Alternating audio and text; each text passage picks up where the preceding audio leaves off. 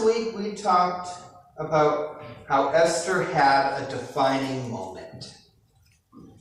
A moment where she had to make the decision whether or not she was going to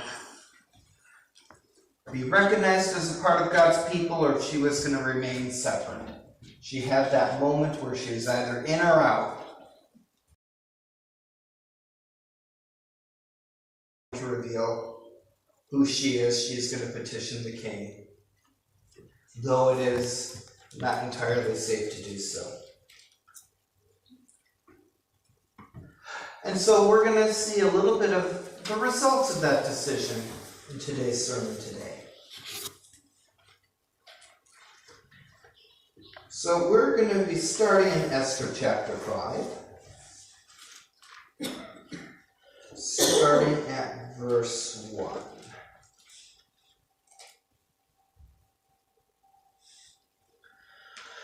On the third day, Esther put on her royal robes and stood in the inner court of the king's palace in front of the king's quarters while the king was sitting on his royal throne inside of the throne room opposite the entrance to the palace. And when the king saw Esther standing in the court, she won favor in his sight, and he held out to Esther the golden scepter that was in his hand. Then Esther approached and touched the tip of the scepter. And the king said to her, "What is it, Queen Esther? What is your request? It shall be given to you, even up to half of my kingdom." And Esther said, "If it please the king, let the king and Haman come today to a feast that I have prepared for the king." Then the king said, "Bring Haman quickly, so that we may do as Esther has asked." So the king and Haman came to the feast that Esther had prepared. And as they were drinking wine after the feast, the king said to Esther, "What is your wish? It shall be granted to you. What is your request? Even to half of my kingdom it shall be fulfilled." Then Esther answered, "My wish and my request is, if I have found favor in the sight of the king, and if it please the king to grant my wish and fulfill my request, let the king and Haman come to the feast that I will prepare for them, and tomorrow I will do as the king has said."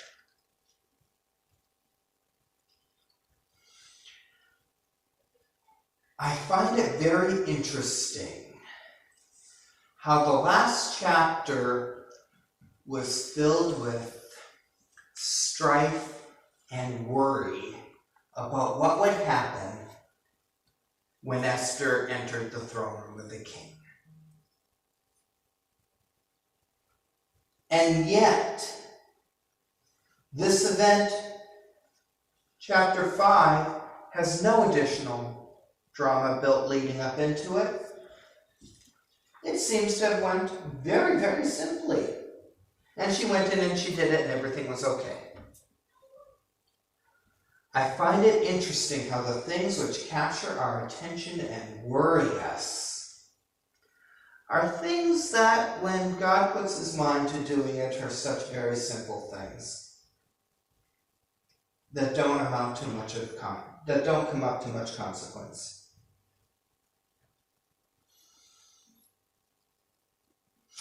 It's almost as though Esther approaching the king isn't the most important action that's going to happen in the story.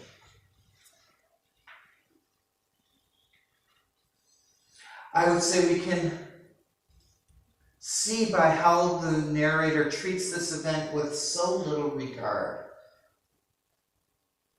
that this isn't the central point that we're supposed to be keeping our eye on and noticing. That Esther was brave and she went before the king. This isn't the pivotal point that happens in God's plan of redemption for the Israelite people that's coming. This isn't the most important scene. This isn't the most important moment.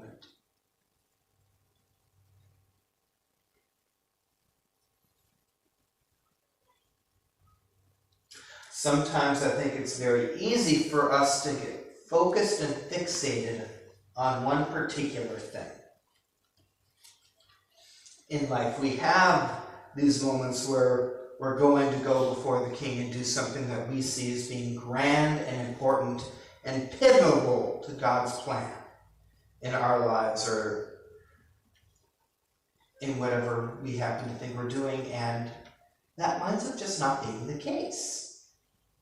What we're doing is important, yes, but it's only really important if it's God that's behind that's moving the pieces. And it's only as important as God moving the pieces makes it. So I'm going to step back and say, as we explore the next little bit, I think we're going to see that this isn't the most important moment that's going to come in the delivery of the Hebrew nation.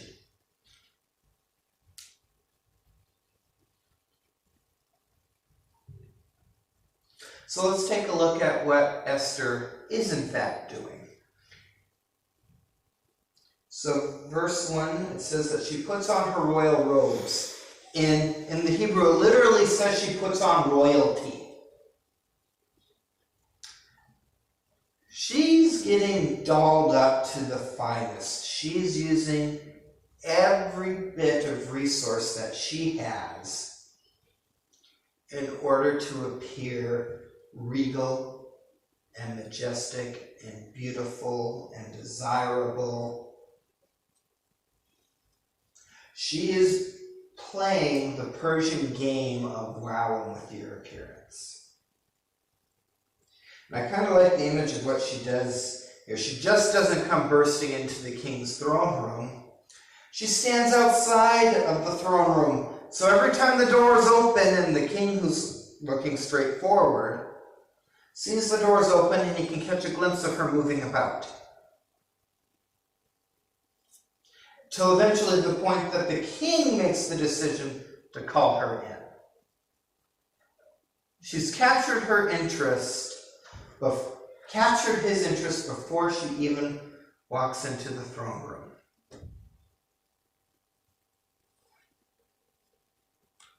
I can imagine her sitting behind them. As the doors open, maybe giving a little wave, a little smile here and there.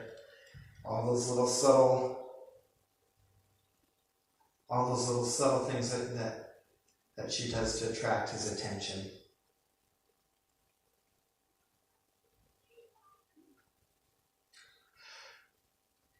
Ironically, what Esther does here is very much so what Vashti refused to do in chapter 1. Esther coming in looking as good as she does reflects well on the king and upon the king's ego. Because as she comes into court, it becomes apparent to everyone there, look at the wonderful wife that I have. This feeds the king's ego immensely to be able to have her come in this way and capture this level of attention. It makes him look good. And I think Esther knows it. I think she's appealing to this sense of vanity.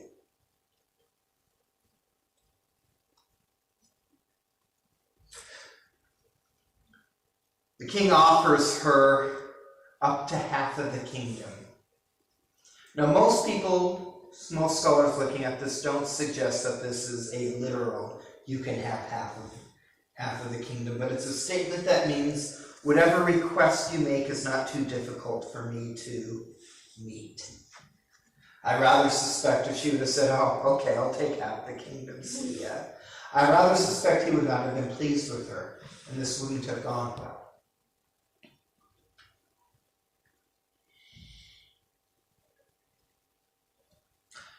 So Esther has the king's attention,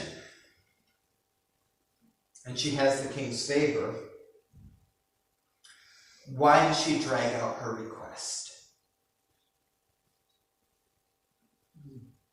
Why does she make the decision to slow it down? And she does it a couple of times. Not only, my request is for you to come to lunch, but even at the banquet prepared, she pushes him back again. We'll come to lunch tomorrow.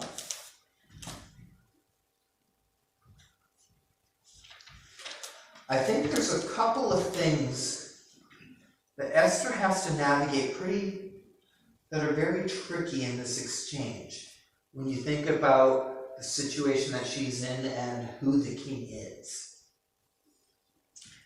Esther cannot challenge the king's authority. We see that chapter 1, what happens when the king's authority gets challenged. The king feels threatened and then he gets aggressive. The law that Esther is wanting to address is something that, whether or not the king was planning it, the king's authority is attached to it. So for her to simply say, that was a bad law that you made there, let's fix it, she can't do that. That would directly impact the king's ego. And the king has not shown himself as a man who's okay with that. She can't even really appeal to the king's good sense, because he doesn't have it.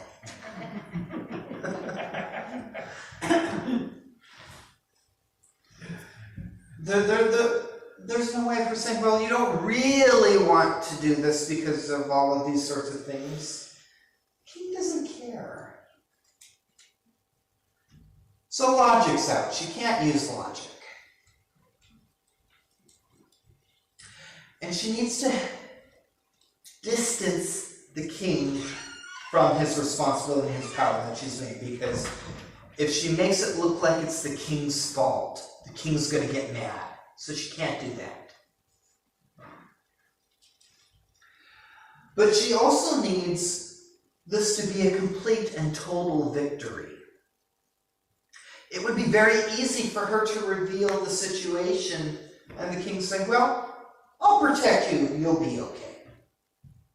That would be a very reasonable outcome of how this could go, is that the king could just extend his protection around his wife. And that would do very little good to the rest of the Jewish nation.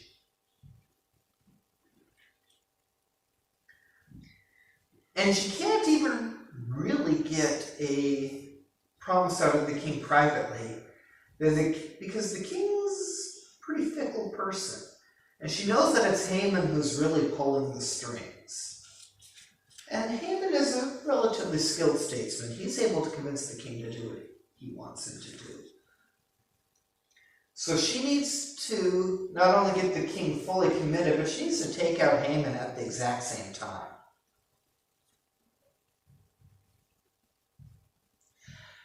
And so what she does in making the decision to continue to postpone her requests is she begins to continually draw the king's interest into what she has to say.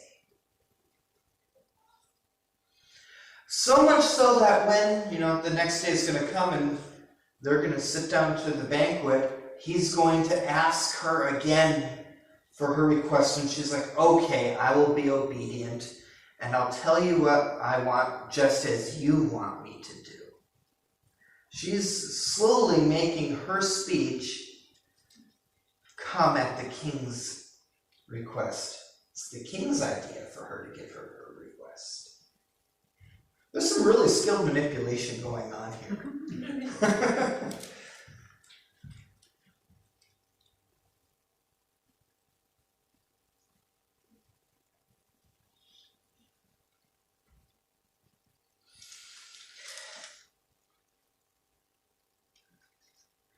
And Haman went out that day, joyful and glad of heart. But when Haman saw Mordecai in the king's gate, and that he neither rose nor trembled before him, he was filled with wrath against Mordecai. Nevertheless, Haman restrained himself and went home. And he sent and brought his friends and his wife Zeresh. And Haman recounted to them the splendor of his riches and the number of his sons, and all the promotions with which the king had honored him, and how he had advanced him above the officials and the servants of the king. Then Haman said, even Queen Esther let no one but me come with the king to the feast she prepared. And tomorrow I am invited by her together with the king. Yet all of this is worth nothing to me so long as I see Mordecai the Jew sitting in the king's gate." Then his wife Zeresh and all of his friends said to him, "Let a gallows 50 cubits high be made, and in the morning tell the king to have Mordecai hanged upon it, and then go joyfully with the king to the feast." This idea pleased Haman, and he had the gallows made.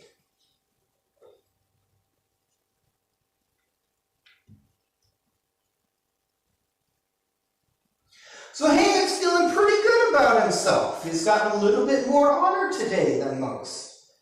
A private banquet with the king and queen. And then as he's going home, he sees Mordecai, that one person in the kingdom not giving him the honor that he wants, and it's all out the window. So here's the question that I have for you. What does Haman need to be happy?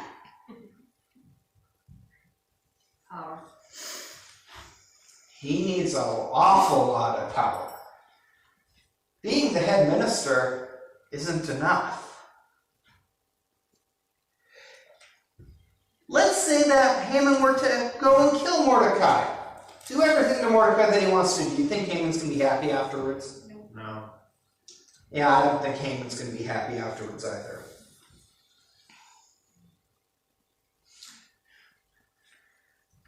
Back in chapter 3, we talked about self-glorification and how it's a really bad motivator for our actions. And I think it's worth revisiting and looking at again. Because when the desire is for self-glorification, nothing is going to satisfy you. No amount of honor is going to be enough.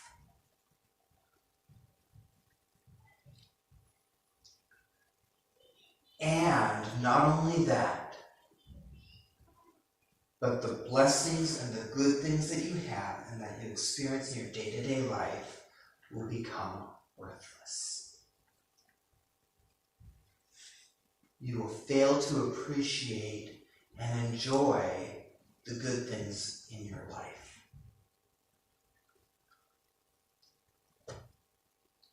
The challenge here is we need to figure out as a people, how do we quiet that little sovereign self inside of us that wants to make all the rules and be the center of attention and get all of the glory.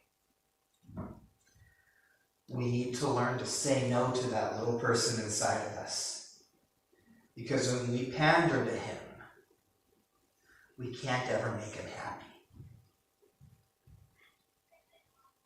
No amount will ever make him satisfied. We need to hand that over to God. And we need to surrender that to God. And say, it's in you that I will find my satisfaction. It's in glorifying you that I will find satisfaction, not in glorifying me.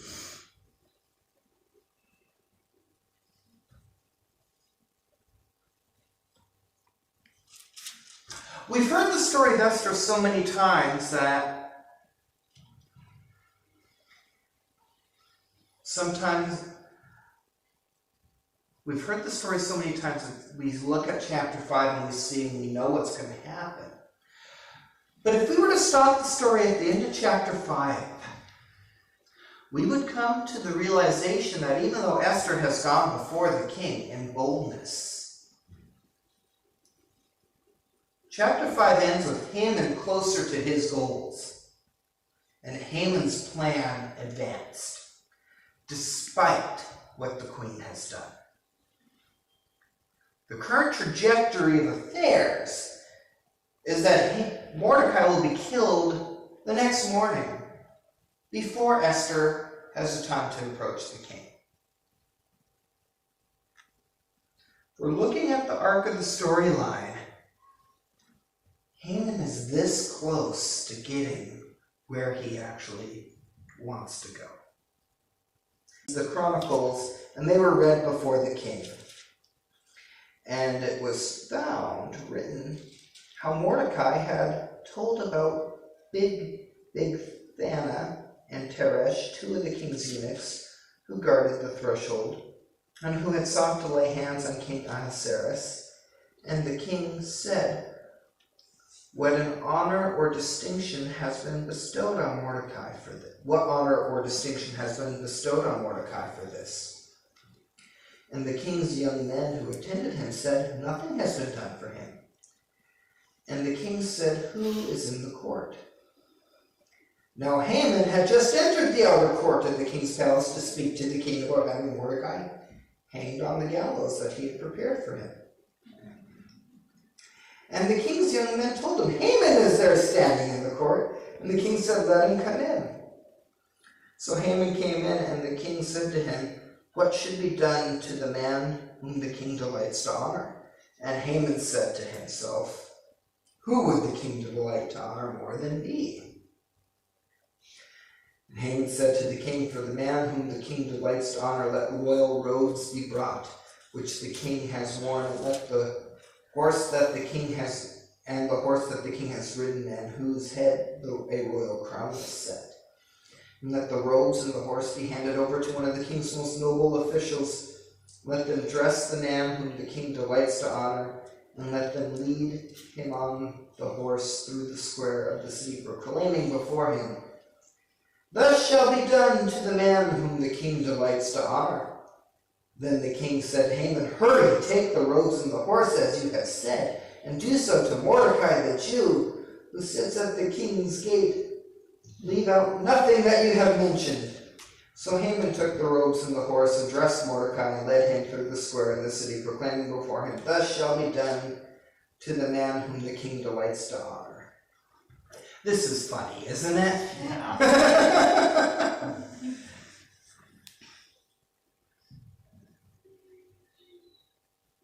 See, this is the moment that we see a reversal of fortune starting to happen in the story.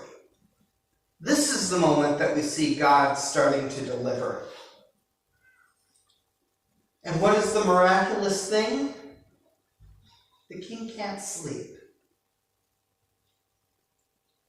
It's a restless night that the king has. And this quite ordinary event, something that all of us have probably at least once a week, we have a night where we can't sleep. No, a couple of people sleeping soundly every night. It's a quite ordinary occurrence that God uses for an extraordinary purpose. Now, as a history major, I do find it somewhat amusing that what the king decided to do, I can't fall asleep, let's get someone to read me a history book out loud. That chooses to be his method of sleep that he calls for. And he learns about this plot. Quite by chance, really, right? That the book should just be talking about this particular event with Mordecai. And in Persian culture, not rewarding something like this would have been seen as a major social faux pas. So for the king to be like, well, nothing was done, I don't remember this, was anything done about this? No, nothing was, that's something we need to fix. Because you want to encourage behavior like this in your kingdom.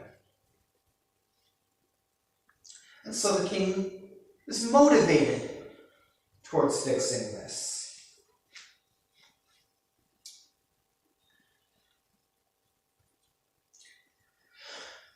This is the moment, the pivotal moment in God's plan where we see things starting to change. Is at this sleepless night, where the king stumbles across the fact that he has an unrewarded and faithful subject. Oftentimes when we look to God to do things and to move in our lives, to solve issues and to deliver us, and all these sorts of things, we are often looking for these big, noticeable miracles, these grand moments that are, when they occur, they're just so clearly God moving.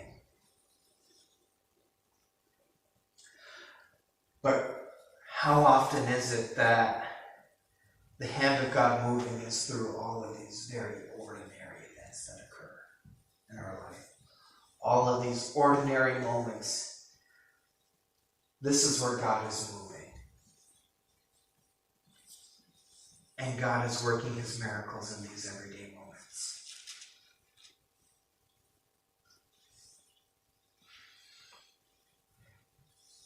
So a couple of years ago, we took a family vacation to Niagara Falls.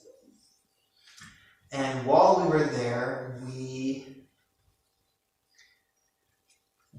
got tickets for a dinner show with an illusionist.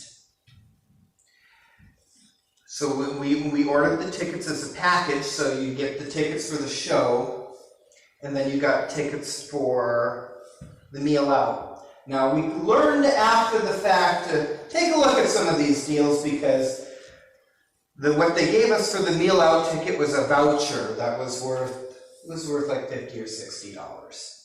But it was to a restaurant that you weren't going to walk out of there without having a $300-400 bill. So we were looking, and one of the things that I enjoy when we go out to eat is I like knowing what I'm going to order before I actually arrive. So I asked my wife, so where are we going? What sort of things are on their menu? So Steph, brings it up on her phone, is looking through their menu, and she said, the sort of things that you can't have. We're like, okay, so it's more expensive to use the voucher than it would be to go out for dinner. But we go to the show afterwards, and when you go to an illusionist show, don't just spend time trying to focus on figuring out how the illusionist is going to do whatever they're going to do. How did they get that tiger in that cage? What happened to that girl? All of those sorts of things, and you spend your time trying to see if you can figure it out. And illusionists are really good at distracting you as they're putting on their show, their act. But usually, if you can keep your eyes on their hands, you might have a chance of figuring out what's going on. Or if you try to figure out what's in the very back of the box. And in all honesty, I don't think any of us have a ton of success doing this. But this is the sort of attention I think we need to pay to God. When we're looking at what is God doing, we need to be trying to focus on God's hands, trying to figure out what he's doing and where he's going, rather than focusing on what we're doing.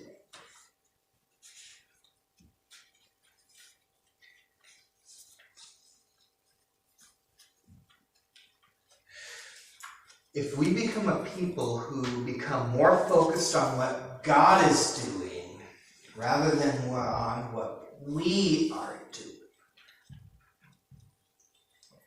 it becomes far more easy for us to approach this life with happiness and with peace and contentment.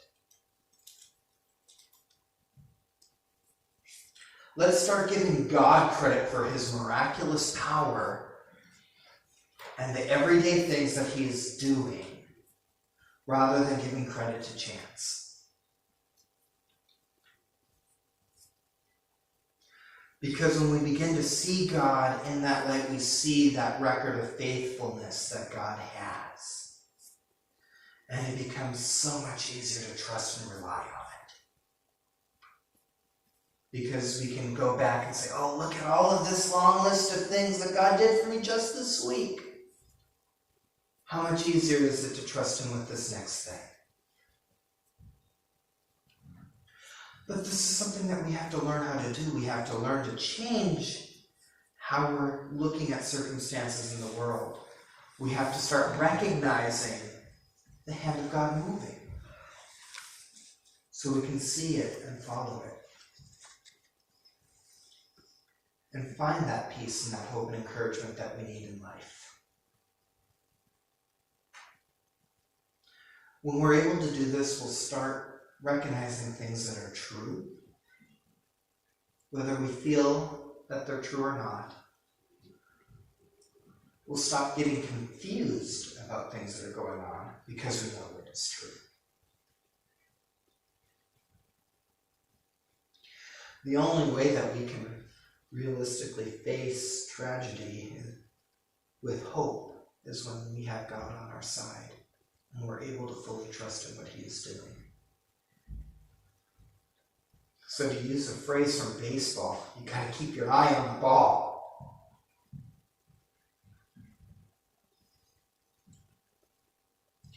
And in chapter 6, there is no doubt that God is moving here.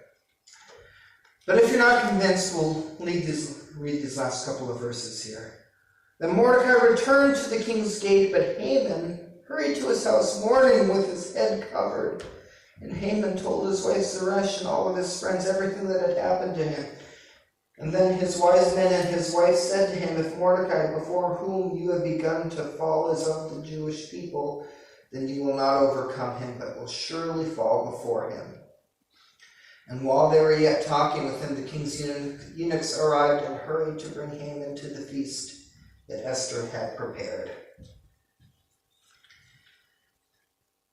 So Haman, we know why he's there so early in the morning to talk to the king. He's got an execution he wants to schedule before lunch. And the fact that he's there at that exact moment sets up this extraordinary chain of events. We've talked about what does Haman really want. Well, Haman wants power, and Haman quite can't be king. He's going to have to kill someone if he wants to be king. And no doubt if Haman was left enough time, he probably would have attempted this. But what is his request is to basically be treated like the king. He wants his clothes, he wants his crown, he wants his car, he wants all of the things that make the king king. And all of those special privileges.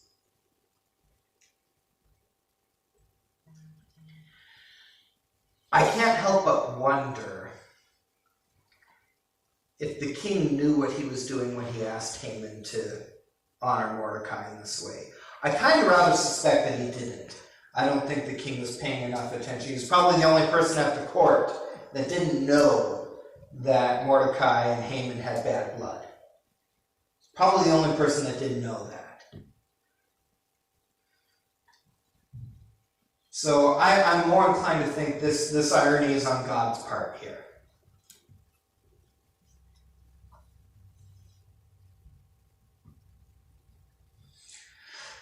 So after this ordeal, Haman is understandably upset. He just had this, 50 cubits high was the height of these gallows. Cubits about the length of your forearm, thereabouts. That's a pretty big gallows that he created. That would have created quite a spectacle. And he goes home and he's like, the plan didn't go anyway the way it was supposed to. This is what wound up happening. And his wife, who gave Jezebel quality advice to her husband, if you're unhappy, just kill him. The same woman who just said that says, give it up, you've lost. There aren't a ton of characters here that I feel like have great spiritual clarity and are able to understand what's going on at a spiritual level in the story. But his wife hits upon it. God's set against you. You're going to lose. And as the servants come to take Haman to go to this dinner, there is no doubt in our mind that Haman has lost. This isn't him going to a victory dinner. This isn't him going to a place to get honored. This is him going to get slaughtered. The expectation is put there for us as the reader. The hand of God is moved, and it's moved against him. And the battle's been fought. All that needs to happen is just that resolution to God finishing and addressing it. The ending of chapter 6 is so very different than the ending of chapter 5. So, a couple of takeaways for us to glean from these two chapters.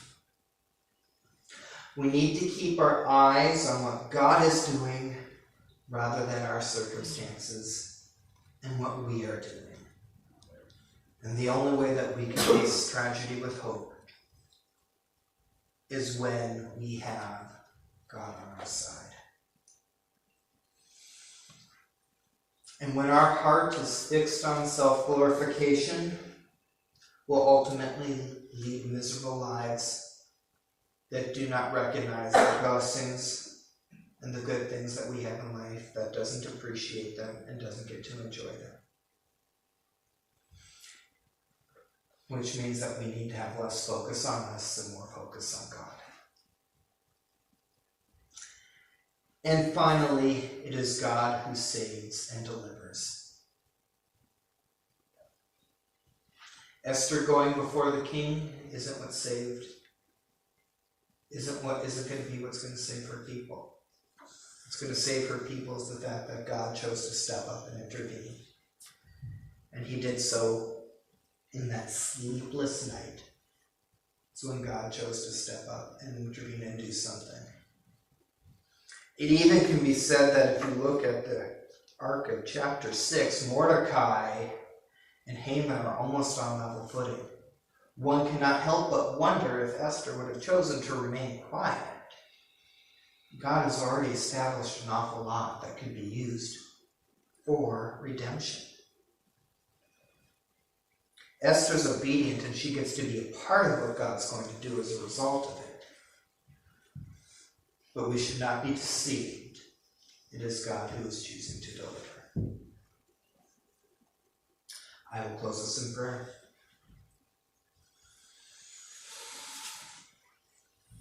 Heavenly Father, we want to thank you for the day.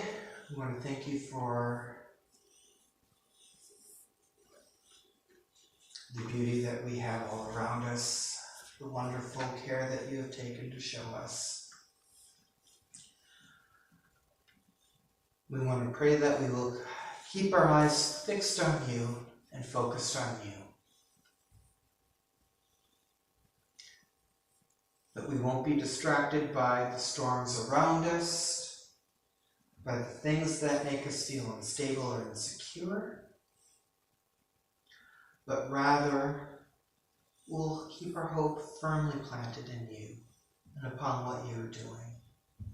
We will look to your sovereignty and your power and your majesty, and we will find peace in the midst of that, trusting that you have everything in control.